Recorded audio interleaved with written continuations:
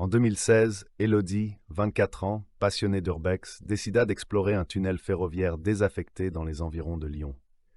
Ce lieu fermé depuis des décennies était devenu un repère pour les curieux et les amateurs de sensations fortes.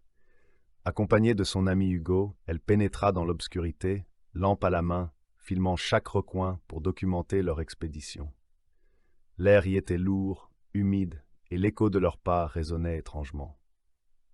Après quelques minutes de marche, un grondement sourd se fit entendre. « T'as entendu ça ?»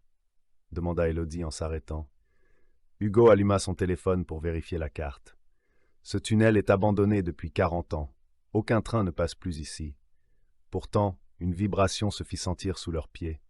Puis une lumière lointaine, vacillante, apparut au bout du tunnel. « C'est pas possible. » Ils se mirent à courir vers l'entrée. Hugo parvint à se jeter sur le côté, se plaquant contre la paroi. Mais Élodie glissa sur une traverse humide et tomba sur les rails. Elle tenta de se relever, paniquée. Le grondement s'amplifia. Un train fantôme? Non, une locomotive de maintenance, oubliée des archives.